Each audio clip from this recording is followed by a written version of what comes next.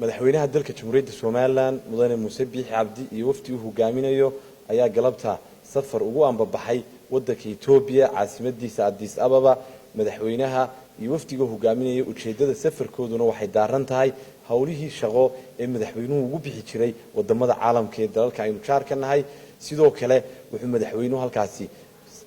kula yeelan doonaa hogaamiyayaasha qaaradda Afrika waxaana magaalada Addis ku sugnaa wasiirka wasaaradda arrimaha dibadda iyo iskaashiga caalamiga Yaasiin Xaaji Maxamuud Xiir Faratoon oo halkaasi ka waday hawlo diblomaasiyadeed safarkan madaxweynuhu xoojin doona hawlihii diblomaasiyadeed ee wasiirka wasaaradda arrimaha dibadda halkaasi u joogay muddooyinkii u dambeeyay safarkan madaxweynuhu wuxuu qaadan doonaa muddo kooban waxaana ku wehelinayay madaxweynaha safarkan